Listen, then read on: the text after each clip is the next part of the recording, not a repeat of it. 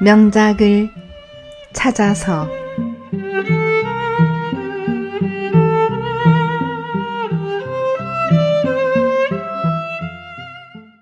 안녕하세요. 책 읽어드리는 들국화입니다. 오늘도 제 채널을 찾아주신 모든 분들께 감사의 말씀을 드립니다.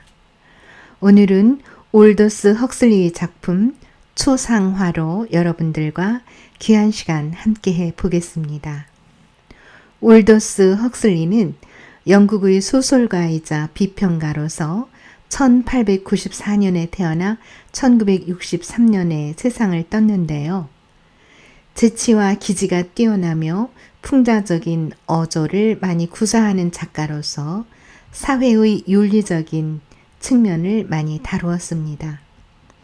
헉슬리의 조부는 생물학자인 T.H. 헉슬리이고 부친은 전기 작가인 레너드 헉슬리로 명문 집안에서 태어나 이튼 학교에서 교육을 받았고 1916년 옥스퍼드 대학을 졸업하고 10년 가까운 기간을 이탈리아에서 지필에 몰두하였지만 고질적인 안지를 고치기 위해서 캘리포니아주에 정착하였습니다. 오늘 소개해드릴 초상화는 그의 단편집 작은 멕시코인과 기타에서 발췌한 것으로 20세를 전후해서 쓰여진 작품입니다. 스노비즘, 속물 근성적인 손님을 상대로 속임수를 써가며 위조된 그림을 파는 상인의 모습을 다소 냉소적이면서 비판적인 태도로 그리고 있습니다. 자, 그러면 올더스 헉슬리의 초상화 시작하겠습니다.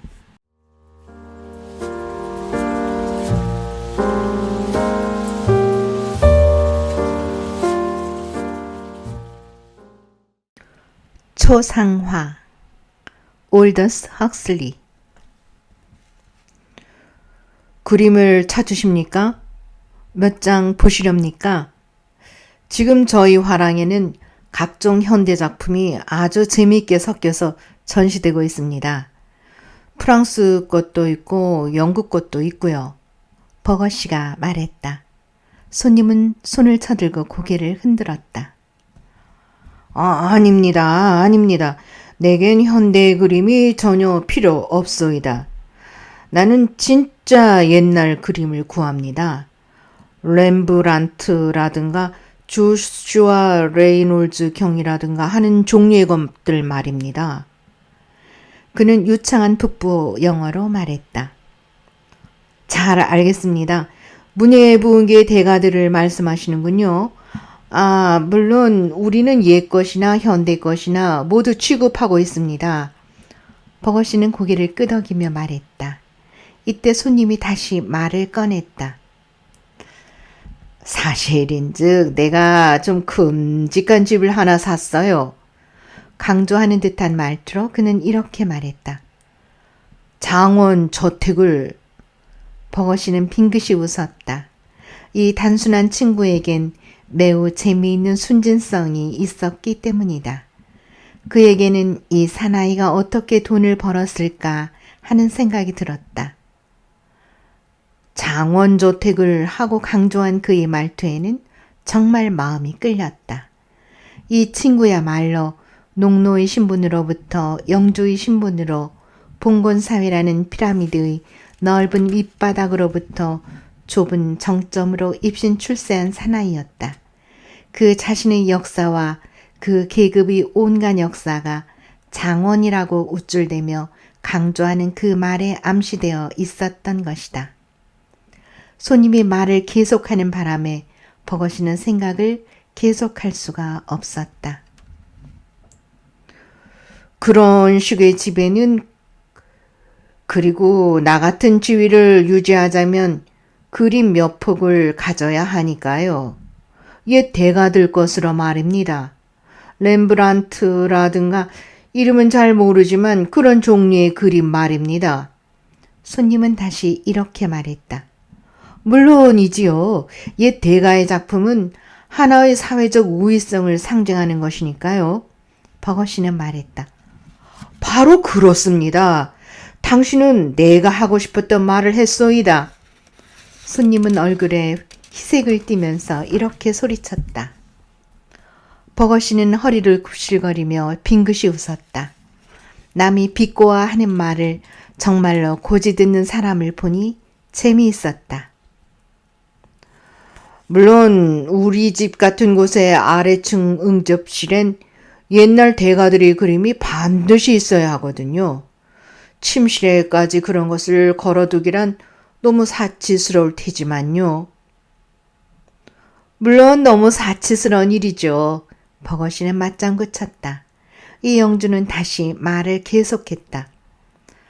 사실인즉 내 딸애가 스케치를 좀 한답니다. 그게 제법 잘 그려요. 그 애가 그린 것을 몇 가지 액자에 넣어서 침실에 걸어놓을 작정이지요. 집안에 화가가 있다는 것은 도움이 돼요. 그림을 사지 않아도 되거든요. 그렇지만 물론 아래층에는 옛날 것을 걸어 놓아야 해요. 바로 손님이 원하시는 것이 저희 집에 있을 것 같습니다. 버거씨는 일어나서 배를 눌렀다. 내 딸애가 스케치를 좀 한답니다.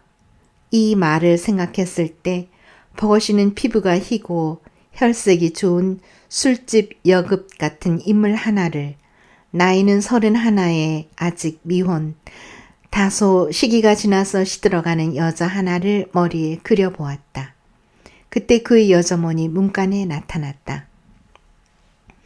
그 베니스의 초성화 좀 가져와요. 미스 프레트. 뒷방에 있는 것 말이에요. 알겠지? 내가 말하는 것을. 가게가 꽤 아담하군요. 사업이 잘 되시나요? 이때 영주가 물었다. 버거씨는 한숨을 쉬며 대답했다. 불경기를 탄답니다. 영주는 킬킬거리며 말했다. 아, 불경기? 나는 항시 그것을 내다봤었죠. 어떤 사람들은 호경기가 언제까지나 계속될 줄 아는 것 같아. 참 바보들이지. 나는 경기가 절정에 달했을 때 물건을 다 팔아버렸거든요. 그래서 지금 그림을 살 수 있는 것이지요. 버거씨도 웃었다. 이 사람이야말로 손님으로서 안성맞춤이었다. 나도 호경기의 물건을 다 팔아버렸더라면 좋았을 것을. 영주는 눈물이 두 뺨에 흘러내릴 때까지 웃었다. 미스 프레트가 방에 들어왔을 때에도 그는 여전히 웃고 있었다. 그녀는 그림 하나를 방패를 쳐들듯이 두 손으로 쳐들고 들어왔다. 그것을 이젤에 올려놓아요, 미스 프레트. 버거씨가 말했다. 자, 저게 어떻습니까? 그는 영주에게로 몸을 돌려 물었다. 그들 앞 화가에 놓인 그림은 반신의 초상화였다. 뚱뚱한 얼굴에 흰 살결, 부채꼴 모양을 한 푸른 비단옷 앞섭에 불룩 솟은 젖가슴 등으로 보아 그림의 인물은 18세기 중엽의 전형적인 이탈리아 귀부인 같았다. 약간 만족스러운 웃음이 뾰족한 입술에 어리고 한 손엔 하루의 축제를 마치고 막 벗어든 듯한 검은 가면을 치고 있었다. 매우 좋습니다. 영주가 말했다. 그러나 의아스러운 듯 이렇게 덧붙였다.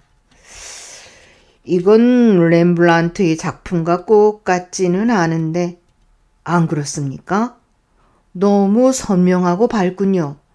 대체로 문예부흥기 때의 대가들의 그림은 무엇인지 전혀 알아볼 수 없잖아요. 너무 어둡고 침침해서. 확실히 그렇습니다. 하지만 그 대가들 모두가 렘블란트 같지는 않습지요. 버거씨가 말했다. 확실히 그렇지 않겠지만 영주는 좀처럼 납득이 안 가는 듯한 기색이었다. 이것은 18세기 베네치아의 것입니다. 그들의 색깔은 언제나 선명합니다. 화가는 장골리니입니다. 그는 젊어서 죽었지요. 세상에 알려진 그의 작품은 한 6작품 정도밖에 안 될 것입니다. 이것이 그 중에 하나예요. 영주는 고개를 끄덕거렸다. 그는 진품의 가치를 알아볼 수 있었다. 누구나 한번 척 보면 론즈의 영향을 알아볼 수 있죠. 그리고 얼굴의 화법에서는 로잘바의 섬세미 같은 것이 나타나 있고요. 버거시는 가볍게 말을 계속했다. 영주는 불안스럽게 번갈아가며 그림을 보다가 버거시를 보고 또 그림을 보다가는 버거시를 보곤 했다. 자기보다 더 많이 알고 있는 사람에게서 말을 듣는 것처럼 어색한 것은 없다. 버거시는 자기의 우세한 점을 계속 내밀었다. 이상하지요. 사람들은 이 그림에서 티에폴로의 수법을 조금도 보지 못하니 말입니다. 손님은 그렇게 생각하지 않나요? 버거시는 계속했다. 영주는 고개를 끄덕거렸다. 그 얼굴에는 우울한 표정이 떠돌았다. 어린아이같이 입의 양 가장자리가 축 처지고 당장이라도 울음을 터뜨릴 것만 같았다. 과연 그림을 알아보는 사람과 얘기하는 것은 유쾌합니다. 알아보는 사람이란 몇 안 되니까요. 버거시는 드디어 측은한 생각을 느끼며 말했다. 글쎄요, 나도 그 문제를 그다지 깊이 파고들었다고 할 수 없으니까요. 영주의 얼굴에 다시 화색이 돌았다. 자신의 입장이 한층 안전해진 것을 느꼈기 때문이다. 타고난 재능이시지요. 그것은 아주 귀중한 소질입니다. 처음 배웠을 때 그러하신 줄 알 수 있었죠. 이 화랑에 들어오실 때부터 그것을 알아보았단 말씀입니다. 영주는 기뻤다. 과연 이렇게 그는 말했다. 그리고 자신이 더욱 커지고 더욱 훌륭해지는 것을 느꼈다. 과연 그렇지. 그는 무엇을 다시 생각해 보는 듯이 머리를 갸우뚱했다. 영주는 계속 말했다. 역시 그렇지요. 저것이 대단히 좋은 그림인 것을 알겠어. 참 훌륭하외다. 한데 사실은 좀 더 역사적인 작품이었더라면 좋았을 텐데요. 무슨 말인지 아시겠지요? 한층 우리의 조상다운 것들 말이요. 어떤 배후의 얘기가 있는 사람의 초상화 말입니다. 말하자면 앤블린이라든가 넬 그윈이라든가 웰링턴 공작 또는 그와 같은 사람들 말입니다. 네, 선생님. 제가 막 말씀드리려고 하던 참입니다. 이 그림에도 배우의 이야기가 있습니다. 아주 놀랄만한 이야기가 이 초상화의 그림과 관련이 되어 있습니다. 버거시는 몸을 앞으로 굽히더니 영주의 무릎을 탁 쳤다. 그의 두 눈은 소담한 눈썹 밑에서 동정심을 보이면서도 재미있어하는 빛으로 번쩍였다. 그리고 그의 미소에는 고의적인 친절의 빛이 어려 있었다. 과연 그럴까요? 영주는 눈썹을 치켜 올렸다. 버거시는 의자에서 몸을 뒤로 젖히면서 손을 저어 그 초상화를 가리켰다. 저 그림의 귀부인으로 말하면 제4대 허트모아 백작의 부인이었습니다. 그 집안은 지금 대가 끊겼습니다만 제9대 백작은 겨우 작년에 죽었죠. 나는 이 그림을 그 저택이 팔릴 때 샀습니다. 그런 오랜 선조를 갖는 집안이 몰락하는 것을 보기란 슬픈 일이죠. 버거시는 한숨을 내쉬었다. 영주는 교회에 앉아있기나 한 듯이 엄숙한 표정을 지었다. 잠시 침묵이 두 사람 사이에 흘렀다. 버거시는 말투를 바꾸어 계속했다.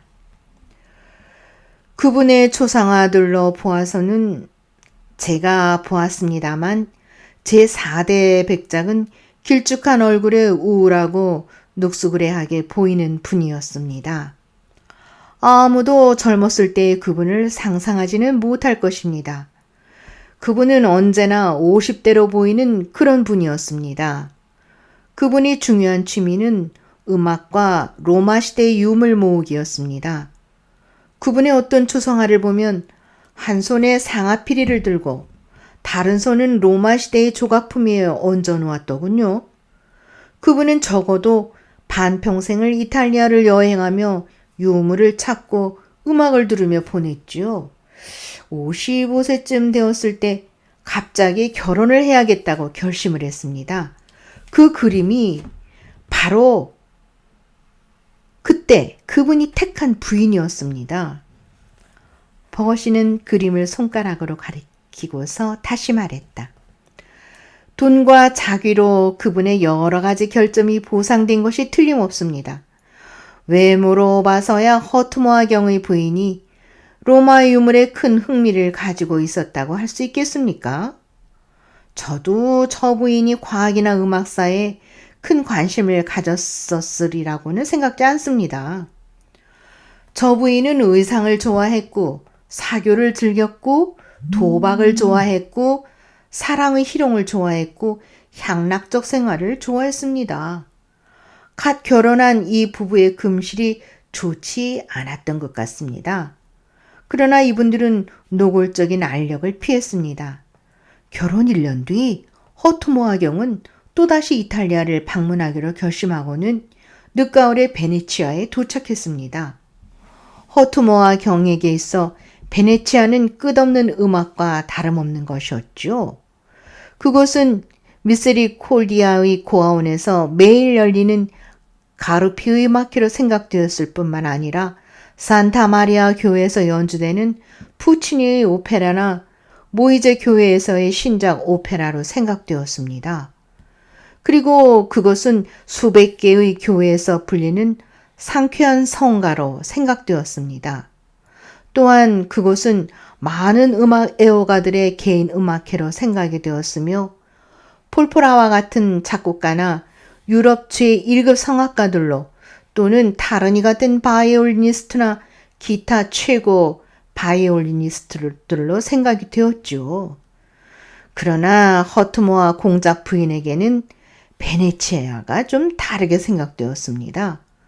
그것은 리도토 도박장에서의 도박으로 생각되었고 가면무도회, 화려한 만찬회 등 세계에서 가장 재미있는 도시의 온갖 즐거움으로 생각되었었죠. 서로 각각 다른 생활을 하면서 두 사람은 모두 이곳 베네치아에서 거의 무한정으로 행복을 누렸을 것입니다. 그러나 어느 날 허투모아 경은 자기 부인의 초상화를 그려야겠다는 불행의 씨가 될 생각을 한 것입니다. 젊은 장골리니가 유망하고 장래성 있는 화가로서 공작에게 추천이 되었습니다. 허투모아경의 부인은 포즈를 취하기 시작했습니다. 장골리는 미남인데다가 정열적이었으며 그는 또 젊었습니다. 그는 연애의 기술이 그림 그리는 기술 못지않게 훌륭했습니다. 만일 허투모아경의 부인이 그를 물리칠 수만 있었다면 그 부인은 인간 이상이었을 것입니다. 그러나 그 부인도 별 수 없는 인간이었습니다. 누구나 다 그런 것이지. 그렇지 않소? 영주는 손가락으로 버거시의 옆구리를 쿡 찌르며 웃어댔다. 버거시도 점잖게 따라 웃었다. 웃음이 가라앉자 그는 말을 계속했다. 결국 그들은 국경을 넘어 도망치기로 결정했죠. 그리하여 그들은 빈에서 살기로 했습니다. 이 허투모아 집안의 보석을 미천으로 해서 말입니다. 부인이 그 보석들을 가방 속에 조심껏 싸가지고 갈 판이었죠. 그 보석들은 2만 파운드 이상의 값어치였습니다. 허투모아 집안의 보석들이 말입니다. 그렇게 되면 빈에서 마리아 테레지아 황제의 통치하에 2만 파운드의 이자를 가지고 멋지게 살 수 있으니까요. 준비는 쉽게 갖추어졌습니다. 장골리니의 친구 하나가 그 두 사람을 위하여 모든 일을 도와주었지요. 그들에게 가명으로 여권을 만들어주고 마차를 세뇌어 본토로 대기시키고 그들이 마음대로 쓸 수 있도록 곤돌라를 마련해 놓았습니다. 그들은 부인이 마지막으로 포즈를 취하는 날 도망치려고 한 것입니다. 드디어 그날이 왔습니다. 호트모아경은 보통 때의 습관대로 아내를 곤돌라에 태워 장골린이 화실로 데리고 가서 뒤가 높은 모델 의자에 앉아있는 아내를 거기에 둔 채 미스리 콜데아 교회에서의 가르피 음악회를 들으러 갔던 것입니다. 그때는 마침 축제가 한창인 때였습니다. 대낮에도 사람들은 가면을 쓰고 돌아다녔습니다. 허트모아 경 부인은 검은 실크 가면을 썼었습니다. 저기 저 그림에서 그것을 쥐고 있지 않습니까? 부인이 부군께선 돌아가가 아니어서 축제 때의 놀이도 못마땅하게 생각했지만 유별나게 행동함으로써 남의 이목을 끄느니보다 이웃 사람들이 입는 그 괴상한 차림에 따르고자 했습니다.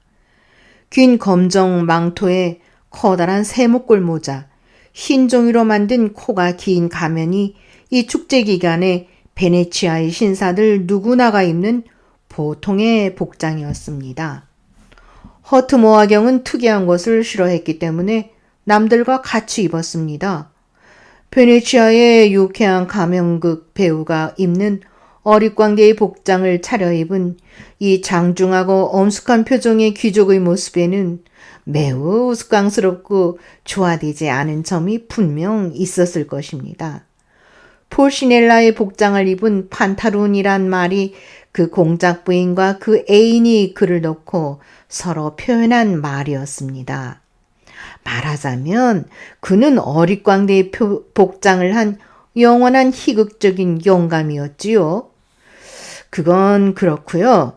이날 아침 말씀드린 바와 같이 허트모아경은 보통 때와 마찬가지로 곤돌라를 빌려 타고 부인을 데리고 왔었습니다. 한편 그녀는 큼직한 망토 자락 밑에 허트모아 집안의 보석들이 비단 바닥 위에 가득히 놓여진 한 작은 가죽 상자를 들고 온 것이었습니다. 곤돌라의 어둑한 작은 선실에 앉아서 그들은 옆으로 흘러 지나가는 교회들, 화려한 장식의 궁전 같은 집들, 높은 곳에 있는 초라한 집들을 바라보았습니다. 펀치 가면 밑에서 허트모아 경의 목소리는 엄숙하고도 천천히 그리고 침착하게 이렇게 말했습니다. 그 학문이 높으신 마티니 신부께서 영광스럽게도 오늘 밤 우리와 만찬을 같이 하기 위하여 오신다고 약속해 주셨소. 나는 그분보다 음악사에 대해 지식이 더 많은 사람이 있을까 의심하는 바이오. 당신이 그분에게 특별한 면목을 세워드리도록 노력하기 바라오. 염려 마세요. 그렇게 할 것이니 나으리. 그녀는 터져나오는 웃음을 참을 수가 없었습니다. 내일 저녁 식사 무렵에는 그녀는 멀리 떠나 있을 것이기 때문입니다. 그리지야 저쪽 국경선을 넘어서 비니 도로 위를 말을 탄 채 달리고 있을 것입니다. 가엾은 판타룬 영감. 그러나 그렇지 않았습니다. 그녀는 조금 더 남편에게 미안한 생각이 없었습니다. 결국 남편에게는 그의 음악이 있고 깨어진 대리석 조각들이 있다고 생각했으니 말입니다. 망토 자락 밑에서 그녀는 보석 상자를 더욱 단단히 움켜쥐었습니다. 그녀의 비밀이 얼마나 재미있습니까? 버거씨는 두 손을 움켜쥐고 연극에서처럼 그것을 가슴에 꽉 댔다. 그는 재미있어 했다. 그 긴 여우코를 영주에게로 돌리면서 그는 자비로운 미소를 지었다. 한편 영주는 정신없이 듣고만 있었다. 그래서? 영주는 물었다.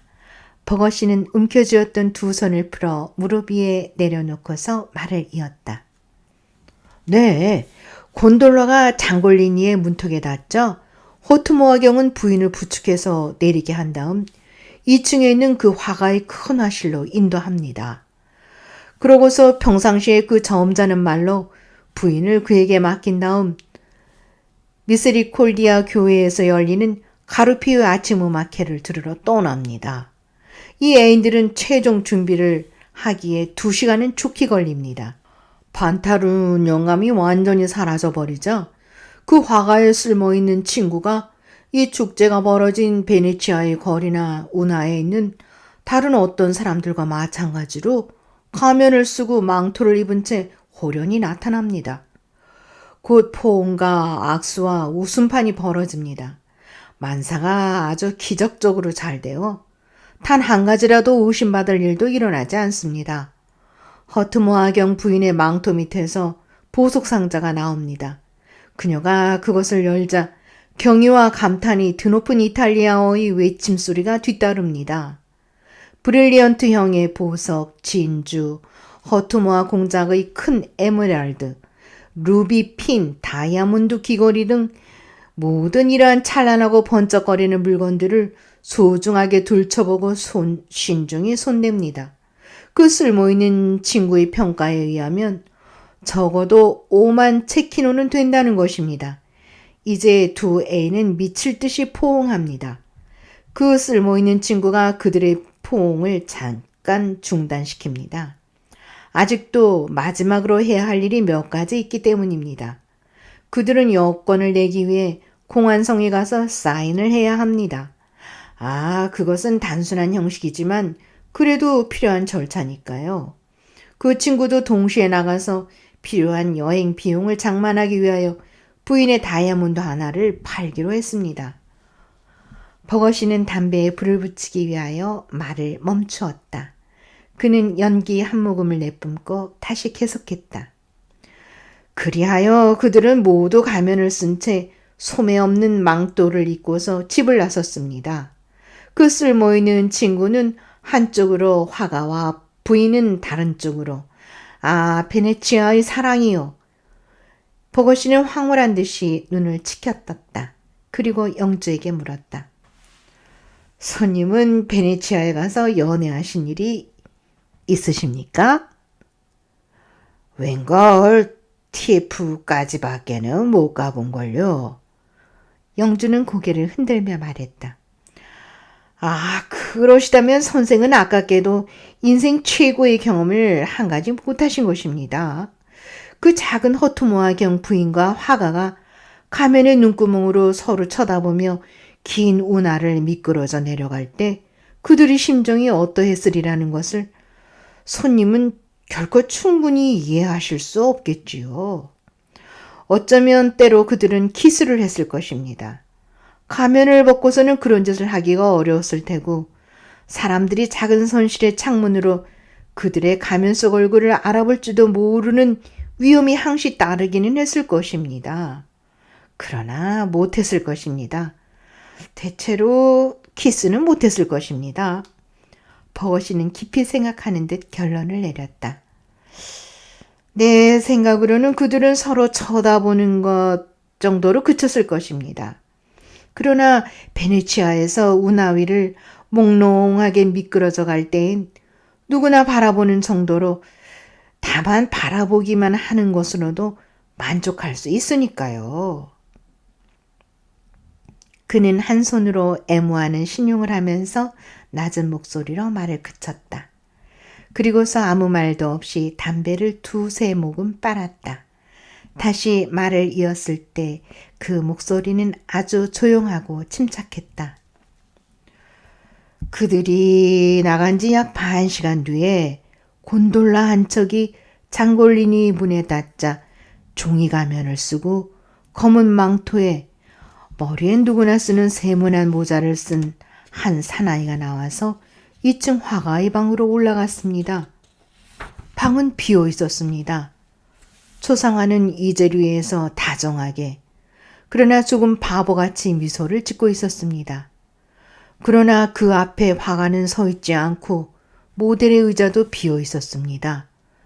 코가 긴 가면은 표정 없이 이상하게 여기며 방 안을 둘러보았습니다. 방 안을 헤매던 시선이 드디어 그 애인들이 무심코 테이블 위에 열린 채 놓아두고 간 보석 상자에 닿았습니다. 괴상한 가면 밑에 깊이 놓여 껌껌하게 그늘진 두 눈은 이 물건을 오랫동안 주시했습니다. 코가 긴 풀시넬라는 명상에 잠긴 것 같이 보였습니다. 수분 뒤 층계 위에 두 사람이 웃으며 올라오는 발소리가 났습니다. 이 가면을 쓴 사나이는 창밖을 내다보려고 돌아섰습니다.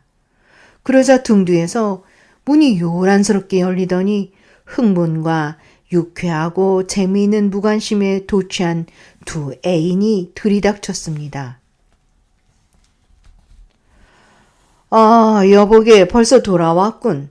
다이아몬드는 얼마나 받았나? 창문가에 서 있는 망토를 입은 사나이는 움직이지 않았습니다. 장골린이는 유쾌하게 짓거려댔습니다. 여권에 사인하는 데에도 질문 하나 없이 무사통과였습니다. 주머니에는 이미 여권이 하나 들어있는 판이니 그들은 당장이라도 떠날 수 있었습니다. 허트모아경 부인이 갑자기 참을 수 없는지 몹시 웃어댔습니다. 웃음을 그치질 못했습니다. 무슨 일이 있었어? 장골린이가 따라 웃으면서 물었습니다. 나는 지금 이런 생각을 하고 있었어요. 그녀는 기쁨으로 숨을 헐떡거렸습니다.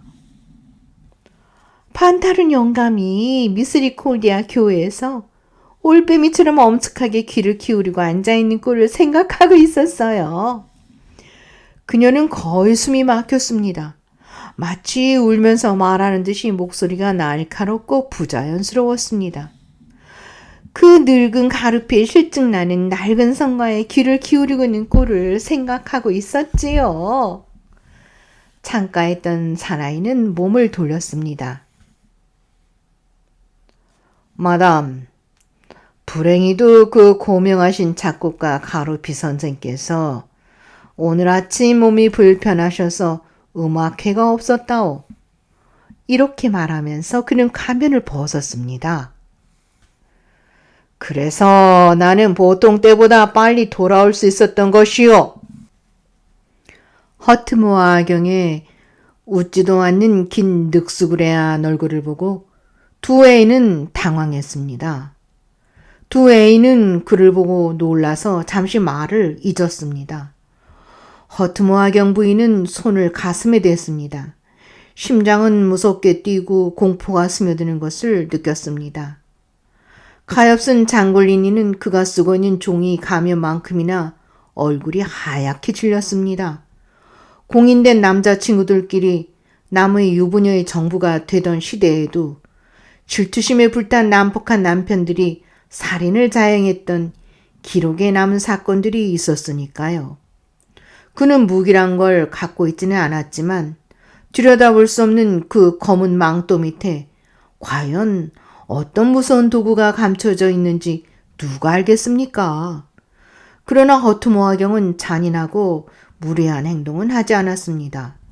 그가 다른 일을 처리할 때처럼 근엄하고 침착하게 테이블로 걸어가서 보석 상자를 집어들더니 아주 조심스럽게 그것을 닫았습니다.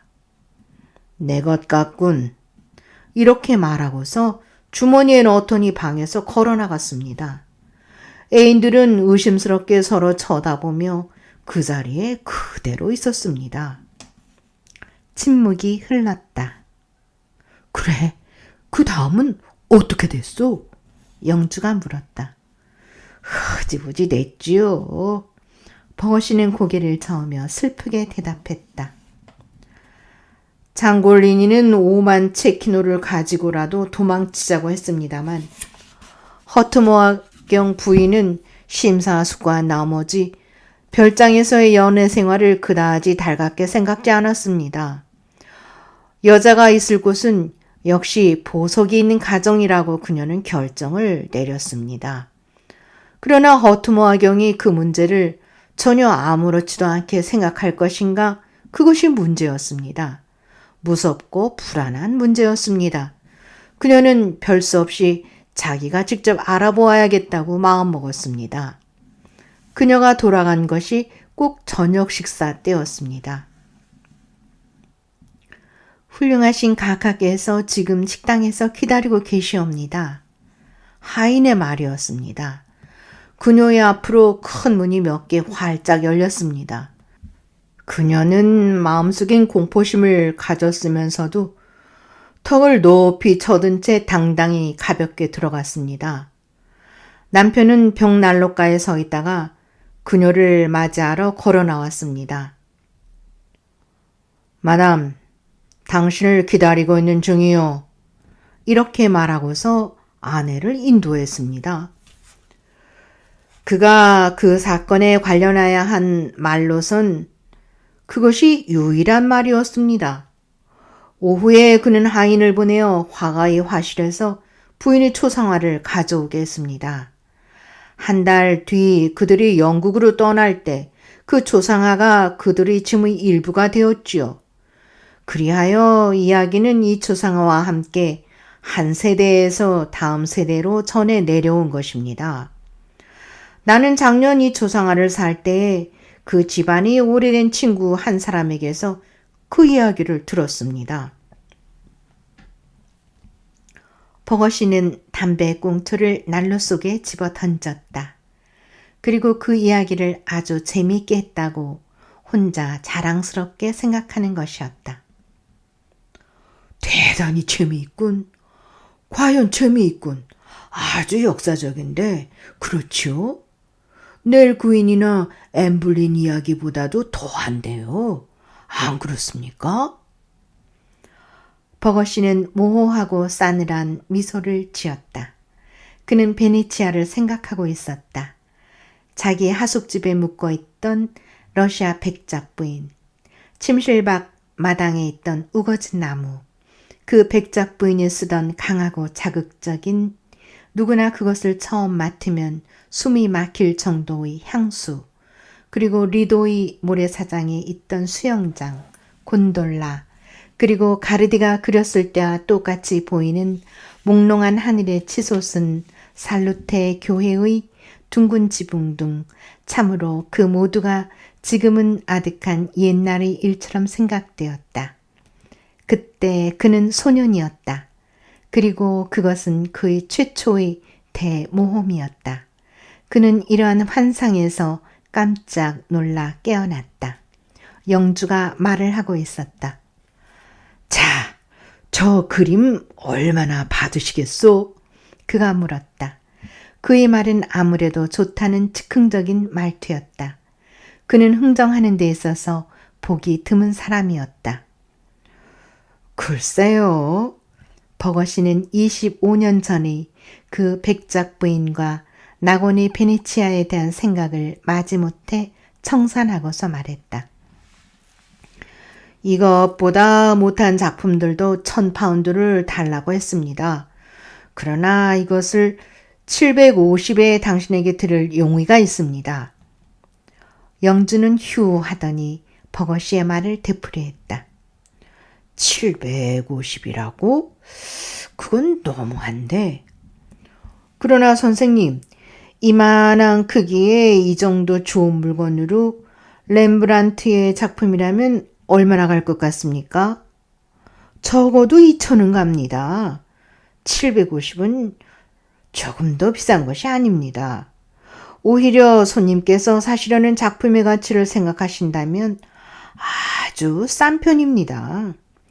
선생께서는 이것이 대단히 훌륭한 예술작품이라는 것을 알아보실 수 있는 충분한 안목을 가지고 계시지 않습니까? 이렇게 버거씨는 자기의 옳음을 주장했다. 그것을 부인하는 건 아닙니다만 장원의 영주는 말했다. 내가 말하는 것은 750이 너무 큰 돈이라는 것뿐입니다. 휴, 딸애가 그림을 그리니 다행이군.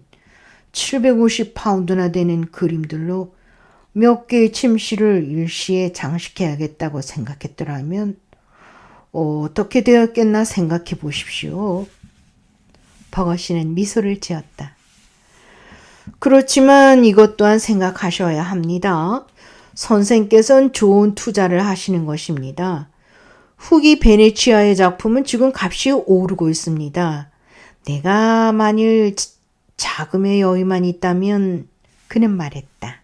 문이 열리고 미스 프레트가 곱슬곱슬한 금발을 쑥 내밀었다. 크라울리께서 뵙기를 원하십니다. 버거 선생님. 버거씨는 상을 찡그렸다.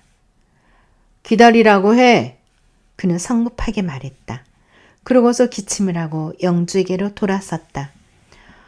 자금의 여유만 있다면 나는 후기 베네치아 작품에다 모두 투자하겠어요. 한 푼 안 남기고 모두.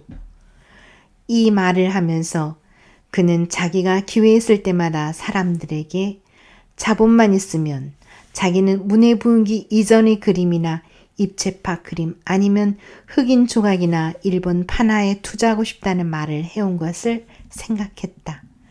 결국 영주는 주인에게 680파운드의 수표를 끊어주었다.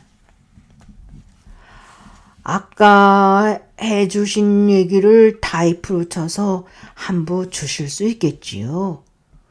저녁 식사 때 손님들에게 들려주기에 좋은 얘기가 되겠군요. 그렇지요? 자세한 얘기를 아주 정확히 알고 싶습니다. 아, 물론 있죠. 그 세세한 얘기가 가장 중요합니다. 버거씨는 말했다. 그는 그 키가 작고 똥똥한 친구를 문으로 안내했다. 안녕히 가십시오. 손님은 가버렸다. 이때 늘씬한 친구의 창백한 얼굴을 하고 구레나룻이 젊은이가 문에 들어섰다. 그의 눈은 까맣고 침울했다. 그의 표정이나 전체적인 모습이 로맨틱하면서도 다소 가련해 보였다. 그것은 화가인 젊은 크라울리였다. 기다리게 해서 죄송합니다. 무슨 일로 오셨는지요? 버거씨가 물었다. 크라울리 씨는 당황하는 기색이었고 머뭇머뭇했다. 이런 짓을 하는 것을 그 자신은 얼마나 싫어했던가. 실은 제가 몹시 돈이 궁합니다. 혹시 여유가 있으시면 전날 제가 해드린 것에 대한 값을 지불해 주실 수 있겠는지요? 귀찮게 해드려 정말 죄송합니다. 크라울리 씨는 드디어 말했다. 천만의 말씀입니다. 버거 씨는 이 자립할 줄 모르는 가엾은 친구에게 미안한 생각이 들었다. 가엾은 젊은 크라울리는 어린아이처럼 무력했다. 얼마 드리기로 했었지요? 20파운드였던 것으로 생각합니다. 크라울리 씨가 말했다. 버거 씨가 지갑을 꺼내며 말했다. 25파운드 드리죠. 아니 정말 그럴 수 있겠습니까? 대단히 감사합니다. 크라울리 씨는 소녀처럼 얼굴을 붉혔다. 저희 풍경화를 몇 장 전시하지 않으시겠습니까? 그는 버거 씨의 인자한 태도에 힘을 얻어 이렇게 물었다. 아니요. 당신의 창작은 안 합니다. 버거 씨는 매정스럽게 고개를 저었다. 현대 것은 돈이 안 생깁니다. 그러나 당신의 작품 중 저런 옛 대가의 것을 표절한 것은 얼마든지 사겠습니다. 그는 이렇게 말하면서 손가락으로 허트모아경 부인의 미끈하게 그려진 어깨를 툭툭 쳤다. 베네치아 것을 또 한번 해보십시오. 이번 것은 대성공이었습니다. 그는 덧붙여 말했다.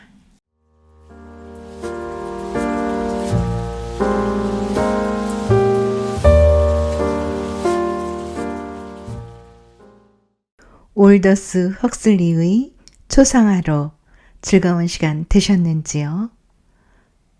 끝까지 함께 해주셔서 감사합니다. 또 좋은 작품으로 다시 찾아뵙겠습니다. 감사합니다.